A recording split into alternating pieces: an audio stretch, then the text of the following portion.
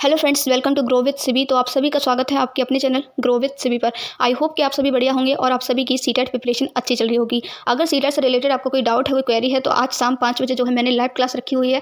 आप उस live class में जो है अपनी क्वेरी को रख सकते हैं। 100% जो है आपकी क्वेरी को सॉल्व किया जाएगा। ठीक है, आपके जो भी फ्रेंड्स हैं जो सीटेट की प्रिपरेशन कर रहे हैं उनके साथ भी जो है आप उसकी लिंक जो है शेयर कर सकते हैं। बात करते हैं आज की वीडियो की। तो आज हमारी सीटेट मैथ्स पेपर 2 की 12th क्लास है, जिसमें हम देखेंगे 12 जनवरी 2023 में पूछे जाने वाले सारे क्वेश्चन। ठीक है, तो ये सीटेट मैथ्स पेपर 2 की सीरीज मैंने स्टार्ट की है, जिसमें आपकी 11 क्लासेस कंप्लीट हो चुकी हैं। ठीक है, और ये जो क्लासेस हैं वो आपको प्लेलिस्ट में मिल जाएंगी। प्लेलिस्ट का नाम है सीटेट जनवरी 2024 मैथ्स पेपर 2। ठीक है, ये प्लेलिस्ट का नाम है। इसमें जितनी भी क्लासेस मैथ्स पेपर 2 से रिलेटेड हो चुकी हैं वो सारी क्लासेस आपको मिल जाएंगी। ठीक है, इस सीरीज़ को प्लीज़ जो भी लोग न्यू हैं इस सीरीज़ को कंप्लीटली स्टार्टिंग से वॉच करना। क्लास नंबर 1 से आपको 100% बेनिफिट देखने को मिलेगा। और देखिए, अगर आप इस सीरीज़ को फॉलो कर रहे हैं तो मैथ्स पेपर 2 के लिए आपको कुछ भी करने की एक्स्ट्रा जरूरत नहीं है। प्रीवियस ईयर क्वेश्चंस मैं आपको करवा रही हूँ, कॉन्सेप्ट आपके क्लियर मैं कर रही हूँ, फॉर्मूलेज आप जो है आपको याद करने हैं। जो भी मैं करवा रही हूँ बस आपको उसकी प्रैक्टिस करनी है, आपको उसको सीखना है। ठीक है, तो चलिए आज की क्लास को स्टार्ट करते हैं। उससे पहले रिक्वेस्ट करना चाहूँगी, चैनल पर नए हो तो चैनल को सब्सक्राइब कर लेना सीटेट से रिलेटेड किसी भी अपडेट के लिए। और क्लास अच्छी लगे तो प्लीज़ क्लास को एक लाइक जरूर कर देना। ठीक है, तो चलिए आज के क्वेश्चन को स्टार्ट करते हैं। फर्स्ट क्वेश्चन क्या कह रहा है, निम्नलिखित में से कौन सा कथन सत्य है, यानी कि which of the following is true. ठीक है, तो यहाँ पर लिखा हुआ है एक्स की पावर ए इंटू एक्स की power b equals to x की पावर ए बी। देखिए, जब भी आपके पास इसका एक रूल हो रहा है ए की पावर एम इंटू ए की पावर एन इक्वल्स, यानी कि गुणा में जब भी इसका जो बेस है वो समान हो और मल्टीप्लाई में हो तो जो पावर होती हैं, जो घात होती हैं वो आपस में जुड़ जाती हैं। जैसे कि ये हो जाएगा आपका ए की पावर एम प्लस एन। ठीक है, तो ऑप्शन नंबर ए तो हमारा 1 तो हो गया गलत, क्योंकि यहाँ पर इन्होंने जोड़ा नहीं है, इनको मल्टीप्लाई कर दिया है। दूसरा हम देखते हैं तो एक्स की पावर ए इंटू एक्स की power b equals to x की पावर ए प्लस बी, तो बिल्कुल सही है, यही हमारा प्रॉपर्टी और नियम होता है। ठीक है, अगर हम ऑप्शन नंबर 3 को देखते हैं तो ये भी हमारा गलत है। और फोर्थ में आपका क्या है, एक्स की पावर ए डिवाइडेड एक्स की पावर बी। ठीक है, जब भी ये दो संख्या ऐसे भाग में होती हैं तो ये क्या होती है, इनकी जो पावर होती है वो माइनस हो जाती है। इसको हम लिख सकते हैं एक्स की पावर ए माइनस बी। ठीक है, तो गुणा में घातें जुड़ती हैं, भाग में घातें घटाई जाती हैं। ठीक है, तो ये भी हमारा गलत हो गया, क्योंकि इन्होंने इसमें डिवाइड कर दिया है पावर को, और एक्स की पावर ए इंटू वाई की पावर बी को हम ऐसे मल्टीप्लाई करके नहीं लिख सकते हैं, ये भी हमारा गलत हो गया। ठीक है, तो फाइनली जो ऑप्शन नंबर 2 है वही हमारा इसमें करेक्ट है। नेक्स्ट क्वेश्चन देखते हैं। नेक्स्ट क्वेश्चन देखिए, कितना इजी क्वेश्चन आपके एग्जाम में पूछा गया। आई होप कि इसको तो सभी लोग कर लेंगे। ठीक है, इसमें कुछ नहीं, बस आपको जोड़ना है घटाना है। लेकिन इसमें भी देखिए कुछ लोगों को पॉइंट में जोड़ने में प्रॉब्लम आती है, तो वो मैं आपको बता देती हूँ। जैसे आप इसको क्या कीजिए, पॉइंट के नीचे वाली संख्या को पॉइंट के नीचे लिखिए। मैंने 2.05 लिख लिया, अब आ रहा है आपका 68.5, तो 0.5 यानी 0.5 आप यहाँ लगाइए, 68 को आप यहाँ रखिए, पॉइंट के नीचे पॉइंट लगाना है आपको। ठीक है, दूसरा प्लस की संख्या कौन सी है, 8.18, तो 0.18 यहाँ रखिए, 8 यहाँ रखिए। ठीक है, इसको जोड़ दीजिए तो 8 और 5 आपका 13 हो गया, एक कैरी हासिल, 5 6 7 0.88 16 16 2 18 1 6 और 1 7, ये आपका हो गया 78.73। अब माइनस की कौन कौन सी है, तो माइनस का 1.5 और एक ये, इसको दोनों इन दोनों को अगर हम ऐड करेंगे तो देखिए यहाँ पर 6.321। ठीक है, ये मैं सिर्फ आप लोगों को बता रही हूँ जिससे आप लोग जो है ऐड करने में आपको दिक्कत ना हो। तो माइनस की संख्या इनको ऐड करेंगे तो ये हमारा हो जाएगा 2 1 5 3 8 6 और 1 7, ये आपका आ गया माइनस का 7.821, तो 7.821 माइनस का। ठीक है, इसमें से इसको माइनस कर देंगे तो यहाँ पे देखिए, इसको हम यहाँ पे एक जीरो बढ़ा लेते हैं। ठीक है, तो ये आपका हो गया 10 में से 1 गया 9, ये आपका आ गया यहाँ 2 बच्चा, तो ये आपका 0 हो जाएगा। ठीक है, यहाँ एक कैरी ले लेंगे तो ये आपका 17 में से 8 जाएगा, कितना आ जाएगा, 9 आ जाएगा। ठीक है, और यहाँ आपका 7 बचेगा तो ये 0 आ जाएगा, यहाँ आपका 7 आ जाएगा, यानी कि 70.909। ठीक है, तो ऑप्शन नंबर जो आपका 3 है वो यहाँ पे बिल्कुल करेक्ट हो जाएगा। नेक्स्ट क्वेश्चन है आपका, निम्नलिखित में से कौन सा कथन सत्य नहीं है, यानी कि which of the following is not true, यानी कि गलत वाला आपको ढूंढना है। तो पहला क्या कह रहा है, दो संख्याओं x और y के महत्तम समापवर्तक जिसको हम HCF बोलते हैं और लघुत्तम समापवर्त जिसको हम LCM बोलते हैं क्रमशः 28 और 84 हो सकते हैं। तो ये देखिए, दो संख्याओं के LCM HCF तभी हो सकते हैं जब जो हमारा HCF है वो LCM से पूरी तरह कट रहा हो। ठीक है, यानी कि 28 जो है 84 में पूरी तरह डिवाइड जा रहा हो, तो 28 दिया आपका कितना होता है, 8 या 24 2 और 8 या 24 हो गया, 2 बचा 2 आ गया आपका, और 3 दूनी 6 7 8, पूरा कट गया, नीचे 0 आ गया, यानी कि ये हमारा सही है। लेकिन हमें गलत वाला ढूंढना है। दूसरा क्या कह रहा है, दो संख्याओं के HCF और LCM 1 और 105 हैं। 105 में जो हम डिवाइड करेंगे तो 105 एकम HCF आपका 1 है ना, तो 1 से जब इसमें डिवाइड करेंगे तो ये भी आपका पूरी तरह चला जाएगा। ठीक है, नेक्स्ट दो संख्याओं x और y की HCF और LCM इतनी है, तो 150 का जब हम 900 में करेंगे डिवाइड, तो एक 0 से हम 0 कैंसिल कर सकते हैं, 15 6 आपका 90 होता है, तो ये भी हो गया। लास्ट हमारे पास बचा है ये वाला, तो 16 का हम 196 में डिवाइड करेंगे, तो 16 का जो हम 196 में डिवाइड करेंगे तो आपका 16 एकम 16 हो गया, 3 बचा आपके पास 6 आपका यहाँ आ गया, 16 दूनी 32, 16 दूनी 32, 4 बचा आपके पास, पॉइंट लगाएंगे, 0 बढ़ा देखिए पॉइंट में आ रही वैल्यू, तो यही हमारा गलत है और यही हमसे पूछा था कि कौन सा इसमें से सही नहीं है। ठीक है, आपको बस ये देखना है कि एचसीएफ जो है वो एलसीएम को पूरी तरह काट रहा है, उसमें पूरी तरह भाग जा रहा है या नहीं जा रहा है। ठीक है, वही हमारे सही है, बाकी का जो गलत है, तो गलत पूछा था तो ऑप्शन नंबर 4 इसका बिल्कुल करेक्ट हो जाएगा। नेक्स्ट क्वेश्चन है, निम्नलिखित में से कौन सा कथन सत्य है, यानी कि which of the following is true, इनमें से कौन सा सही है वो आपको बताना है। तो देखिए यहाँ पर परमेय और परमेय संख्याओं की बात हो रही है। ये जो है मैंने क्लास 1 में आपको सारी संख्याओं के बारे में बताया हुआ है। पूर्ण संख्या कौन सी होती है, परमेय कौन सी होती हैं, अपरमेय कौन सी होती हैं, प्राकृतिक संख्याएं कौन सी होती हैं, भाज्य कौन सी होती हैं, सब कुछ मैंने आपको क्लास नंबर 1 में एक्सप्लेन किया है। तो प्लीज़ इस सीरीज़ को कंप्लीटली जो है स्टार्टिंग से फॉलो करें तो आपका बेनिफिट ज़्यादा होगा। ठीक है, तो इस क्वेश्चन की बात करते हैं। तो फर्स्ट स्टेटमेंट क्या कह रहा है, कोई संख्या अपरमेय है यदि इसे P/Q के रूप में लिखा जा सकता है जहाँ P तथा Q पूर्णांक है। तो देखिए अपरमेय नहीं होती है, जिसको P/Q के रूप में लिखा जाता है वो परमेय होती है। ठीक है, तो ये तो गलत हो गया हमारा। नेक्स्ट क्या कह रहा है, किन्हीं दो अपरमेय संख्याओं का योग कभी परमेय तथा कभी अपरमेय संख्या होती है। तो बिल्कुल सही बात है। देखिए अगर मैं यहाँ पर अंडर रूट में जितनी भी संख्याएं होती हैं हमारी वो अपरमेय होती हैं। ठीक है, अगर मैं अंडर रूट 2 और माइनस का अंडर रूट 2 लेती हूँ, ठीक है, और इन दोनों को प्लस करती हूँ तो हमारा 0 आ जाएगा। ठीक है, इन दोनों का योग अगर हम करेंगे 0 आ जाएगा, जो कि हमारी एक परमेय संख्या है। ठीक है, पहला सही हो गया, कभी परमेय। ठीक है, अपरमेय कब आ जाएगा, जब हम अंडर रूट 2 में अंडर रूट 3 को जोड़ देंगे तो ये हमारी अपरमेय संख्या रहेगी। ठीक है, तो किन्हीं दो अपरमेय संख्याओं का योग कभी परमेय भी आ जाता है, 0 आ गया, कभी अपरमेय भी आ जाता है। ठीक है, तो यही कथन हमारा सही है, हमसे यही पूछा था कि कौन सा सही है। बाकी तीसरे स्टेटमेंट की बात करते हैं। तो किन्हीं दो अपरमेय संख्याओं का गुणनफल सदैव एक अपरमेय संख्या होता है। ये कह रहे हैं कि हमेशा एक अपरमेय संख्या होता है। तो अगर हम अंडर रूट 2 एक अपरमेय संख्या है, दूसरी भी अंडर रूट 2 अपरमेय संख्या हो गई, इन दो अपरमेय संख्या को जब हम मल्टीप्लाई करेंगे तो हमारा 2 आ जाएगा, और 2 हमारा अपरमेय नहीं है, ये एक परमेय संख्या है। ठीक है, तो ये भी स्टेटमेंट हमारा गलत हो गया। एक अपरमेय संख्या का वर्ग सदैव एक परमेय संख्या होती है। तो अंडर रूट 2 का आप वर्ग करोगे तो कितना आएगा, 2 आएगा। ठीक है, लेकिन अगर आप एक अपरमेय संख्या का वर्ग सदैव एक परमेय संख्या होती है। ठीक है, तो अंडर रूट 2 का ये आ गया। लेकिन अगर आप अंडर रूट 3 का करोगे तो अंडर रूट 3 का स्क्वायर करोगे तो 3 आ जाएगा।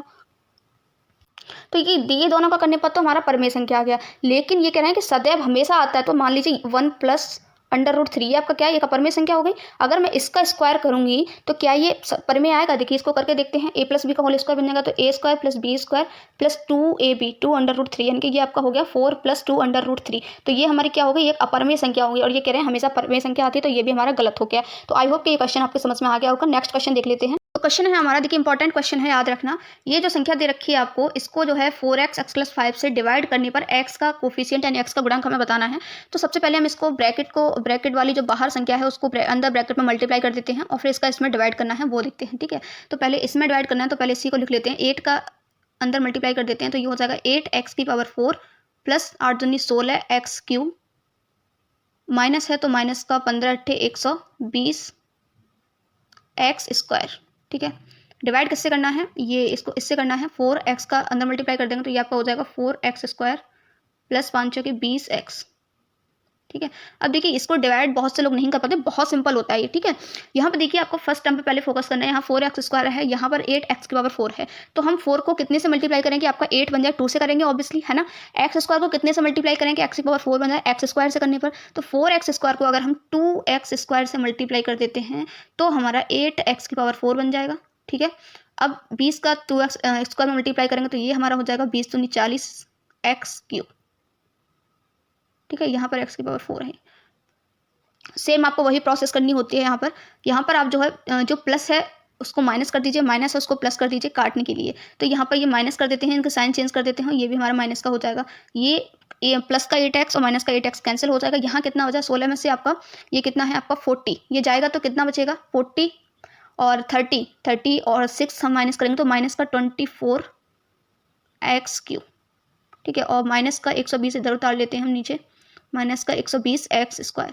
अब यहाँ पे हमें किसी ऐसी संख्या से मल्टीप्लाई करना है 4x² से कि हमारा 24 x³ बन जाए। तो 4 का अगर हम 6 में मल्टीप्लाई करेंगे तो 24 बन जाएगा, और x² का हम x से मल्टीप्लाई कर देंगे तो हमारा x³ बन जाएगा। तो यहाँ माइनस का 6x से हमें मल्टीप्लाई करना पड़ेगा, तो हमारा कितना हो जाएगा, माइनस का 6 चौक 24 x³। ठीक है, अब 20 छक्के आपका होता है, 20 का 6x में करेंगे, 20 छक्के आपका होता है 120, और ये आपका हो जाएगा x²। ठीक है, साइन चेंज कर देंगे, माइनस की जगह प्लस, माइनस की जगह प्लस, तो 24 x³ से माइनस का प्लस का कट जाएगा ये। ठीक है, और ये यहाँ पर 120 प्लस का x² और 120 माइनस का x² ये भी कट जाएगा, नीचे आपका आ जाएगा 0। तो पूरी तरह आपका डिवाइड हो गया। यहाँ डिवाइड करने पर आपका आ गया 2x² माइनस का 6x, और ये हमसे पूछा था कि डिवाइड करने पर x का गुणांक क्या होगा, तो x के गुणांक में यहाँ पे क्या है -6, तो -6 जो है इसका बिल्कुल करेक्ट आंसर हो जाएगा। आई होप कि क्वेश्चन आपके समझ में आ गया होगा। क्वेश्चन है हमारा, एक संख्या में 9 की वृद्धि करने पर वह उस संख्या के आधे के 3 गुने के बराबर हो जाती है, वह संख्या कौन सी है। तो मैंने कहा है जब भी आपसे पूछा जाए वह संख्या कौन सी है तो उस संख्या को मान लीजिए, ठीक है, जो भी कहा गया है वो करते जाइए। तो मैंने संख्या मान ली x है। अब क्या करें, उस संख्या में 9 की वृद्धि करने पर, ठीक है, तो 9 की वृद्धि यानी कि 9 को जोड़ दिया मैंने, ठीक है, बराबर वह उस संख्या के आधे के, वो संख्या x मानी थी हमने, आधा यानी कि उसका आधा यानी कि डिवाइड बाई 2, किसी संख्या का आधा करना होता है 2 से भाग देते हैं ना, ठीक है, उसके 3 गुने के बराबर हो जाती है, तो इंटू 3 कर दिया, ये बराबर हो कर दी हमने, ठीक है। बस इसको सॉल्व करना है, हमारी संख्या जो है हमें x की वैल्यू मिल जाएगी। तो ये हमारा हो गया, इसको क्रॉस मल्टीप्लाई कर देते हैं, तो 2 का इधर मल्टीप्लाई हो जाएगा, तो ये आपका हो जाएगा 2x + 18 इक्वल्स टू ये आपका हो जाएगा 3x, ठीक है। 2x माइनस को 3x इधर आएगा, यहाँ -x बचेगा, -x इक्वल टू माइनस का 18, माइनस से माइनस कैंसिल हो जाएगा, x इक्वल टू आपका आ जाएगा 18, तो 18 जो है इसका करेक्ट आंसर हो जाएगा ऑप्शन नंबर 4। नेक्स्ट क्वेश्चन है आपका इंपॉर्टेंट क्वेश्चन है, एक व्यक्ति को 140 किलोमीटर की दूरी तय करने में 3 सही 1/2 घंटे लगते हैं। यदि वह अपनी चाल 5 किलोमीटर पर आवर कम कर लेता है तो उसी दूरी को तय करने में उस व्यक्ति को कितना समय लगेगा, मिनट में आपको निकालना है, ठीक है, कितना अधिक समय लगेगा ये आपको बताना है। तो डिस्टेंस कितनी है, डिस्टेंस यानी कि दूरी मैंने आपको लिख दिया 140 किलोमीटर, ठीक है, और टाइम कितना लग रहा है उसको 3 सही 1/2, इसको चेंज कर लेते हैं, तो 3 दूनी 6 और 1 7 यानी कि 7/2 घंटे लग रहे हैं आपको उसको जो है इतनी दूरी तय करने में। अब इसमें यहाँ पे एक फॉर्मूला मैं आपको बता रही हूँ, गति का फॉर्मूला होता है जिसको हम स्पीड बोलते हैं, जिसको हम चाल भी बोलते हैं। तो स्पीड इक्वल्स टू आपका होता है डिस्टेंस अपॉन टाइम, यानी कि चाल बराबर दूरी बट्टे समय। आई होप कि सबने सुना भी होगा, ठीक है। तो यहाँ पर हम इसकी चाल निकाल सकते हैं, इसकी चाल कितनी, इसको गति क्या है इसकी वो निकाल सकते हैं। तो 140 दूरी, टाइम कितना है 7/2, 7 यहाँ पे आ जाएगा, 2 यहाँ पे आ जाएगा, 7 दूनी 14, ये आपका हो गया 2 दूनी 4 यानी कि 40, यानी कि उसकी स्पीड पहले कितनी थी 40 किलोमीटर पर घंटा पर आवर, ठीक है। अब वो क्या करें, यदि वह अपनी चाल 5 किलोमीटर पर आवर कम कर देता है, यानी कि पहले 40 थी, अब कितनी 5 किलोमीटर कम करेगा तो 35 किलोमीटर पर आवर रह जाएगी, तो उसी दूरी को तय करने में उस व्यक्ति को कितना अधिक समय लगेगा। यानी कि अब हमारे पास जो चाल है वो हमें दी हुई है, तो चाल बराबर यानी कि चाल 35 हो गई, दूरी बट्टे समय, दूरी कितनी है 140, समय हमें निकालना है यानी कि t हमें निकालना है, ठीक है। तो इसको हम क्रॉस मल्टीप्लाई कर देंगे, तो ये हमारा हो जाएगा 35t बराबर 140, ठीक है, क्या हो जाएगा 35t इक्वल्स टू 140, यानी कि t इक्वल्स टू हमारा हो गया 140/35, ये आपका कट जाएगा, 5 से 35, 5 दूनी 10, 4 5 आपको हो गया 40, 7 चौक 28, यानी कि t बराबर 4 घंटे, यानी कि अब उसको कितने घंटे लग रहे हैं 4 घंटे। पहले इसको कितने घंटे लग रहे थे 7/2 घंटे, कितने घंटे ज़्यादा लग रहे हैं उसके लिए हमें क्या करना पड़ेगा, इसमें से इसको माइनस करना पड़ेगा, तो हमें पता चल जाएगा। तो 4 - 7/2 आवर, ठीक है।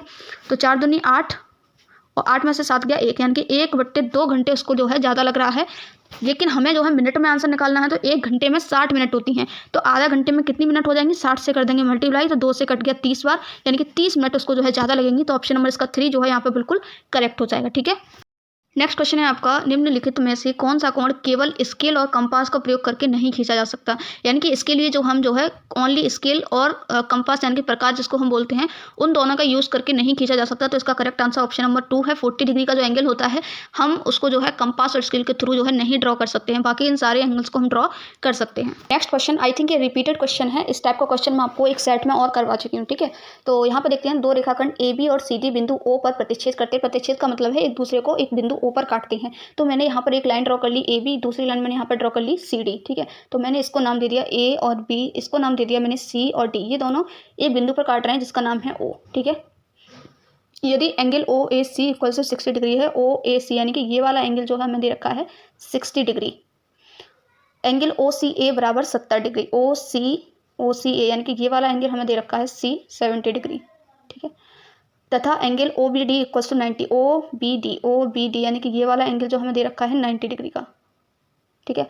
तो एंगल ODB क्या होगा, ODB यानी कि ये वाला एंगल हमसे पूछा है, X इसको मैंने नाम दे दिया है, ठीक है। तो यहाँ पर देखिए, अगर हम त्रिभुज OAC की बात करते हैं, त्रिभुज OAC की बात करते हैं, तो यहाँ बस एक ही फॉर्मूला आपका यूज़ होगा। त्रिभुज के तीनों कोणों का योग कितना होता है? 180 डिग्री होता है। ठीक है, 180 डिग्री होता है। अब मुझे यहाँ बताइए कि ये वाला जो कोण है आपका, ये अगर मुझे निकालना हो तो मैं तीनों कोणों को जोड़ करके इस कोण का निकाल सकती हूँ। तो एंगल ए कितना है? 60, एंगल सी कितना है? 70, एंगल ओ मुझे निकालना है, एक्स मान लिया मैंने। ठीक है, और इक्वल्स टू आपका हो जाएगा 180 डिग्री, तीनों कोणों का योग। ठीक है, 60 और 70 आपका ये आपका हो गया 6 तो 6 13, 136 प्लस एक्स बराबर आपका हो गया 180। एक्स यहाँ से निकालेंगे तो 180 में से 136 माइनस करेंगे तो 10 में से आपका हो गया 4, 7 में से 3 गया आपका 4, यानी कि 44 डिग्री आ जाएगा हमारा ये वाला एंगल। ठीक है, और ये शीर्ष विमुख कोण आपस में बराबर होते हैं। अगर ये 44 है तो ये भी आपका 44 होगा। ठीक है, तो एंगल ओ भी हमें 44 मिल गया, ये वाला एंगल। ठीक है, अब त्रिभुज ओ बी डी को हम ले सकते हैं, एक 44 हो गया, दूसरा 90 है, तीसरा कोण अब हम आराम से निकाल सकते हैं। तो वही प्रॉपर्टी हम फिर से लगा देंगे। त्रिभुज के तीनों कोणों का योग 180 डिग्री होता है। 90 और 44 को ऐड करेंगे, 90 plus 44 plus x equals to 180 degree. 90 और 44 को हम ऐड करेंगे तो आपका कितना हो जाएगा? 100, 110, 120, 130 और 4 आपका 134, 134 हो गया। 180 में से 134 माइनस कर देंगे तो 180 माइनस का 134 कितना आ जाएगा आपका? ये 10 में से 4 गया आपका आ गया 6, 7 में से 3 गया आपका आ गया 4, 46 डिग्री। आई थिंक कुछ मिस्टेक हुई है, वेट 7 तो 6 13, 130, ये आपका हो गया 7 और 6, हाँ यहीं पर मिस्टेक हुई है लिखने में। ये आपका 130 था ना कि 136। ठीक है, तो 180 में से 130 जाएगा आपका, तो यहाँ 8 3 5 0, ये आपका बचेगा 50 डिग्री का बचेगा, यानी कि ये शीर्ष अभिमुख आपका 50 डिग्री का हो गया। और 90 और 50 आपका हो गया 14, 140। ठीक है, ये आपका 140 हो गया। 180 में से 140 घटाएंगे तो आपका 40 डिग्री आ गया। ठीक है, तो ऑप्शन नंबर 3 इसका करेक्ट हो जाएगा। आई होप कि ये क्वेश्चन समझ में आ गया होगा। नहीं आया है तो अगर आपने ये सीरीज स्टार्टिंग से वॉच की है, ठीक है, तो ऐसा क्वेश्चन मैं आपको 1 2 3 आई थिंक जो है मैंने 2-3 क्लास पहले ही आपको करवाया है। नहीं तो आप इसको रिपीटेड द्वारा देख लीजिए, मैंने आपको क्या कैसे बताया है। ठीक है, नेक्स्ट क्वेश्चन देख लेते हैं। एफ, ई और बी क्रम से किसी बहुफलक के किनारों, फलकों और शीर्षों की संख्याएं हैं, तब निम्न में से कौन सा कथन सत्य है? तो ये देखिए, ये फॉर्मूला होता है हमारा आइलर्स फार्मूला, मैंने कई बार इसको बताया हुआ है। ये फॉर्मूला होता है हमारा F plus V equals to E plus 2, ये हमारा होता है आइलर्स फार्मूला। तो ऐसा आपको कहाँ दिखाई दे रहा है? एफ प्लस बी, ये तो हो नहीं सकता। एफ प्लस बी ये भी नहीं हो सकता, एफ माइनस बी है। एफ प्लस बी, ई को इधर पहुंचाएंगे, ई प्लस 2 हो जाएगा। तो यही हमारा ऑप्शन नंबर 3 यहाँ पे करेक्ट हो जाएगा।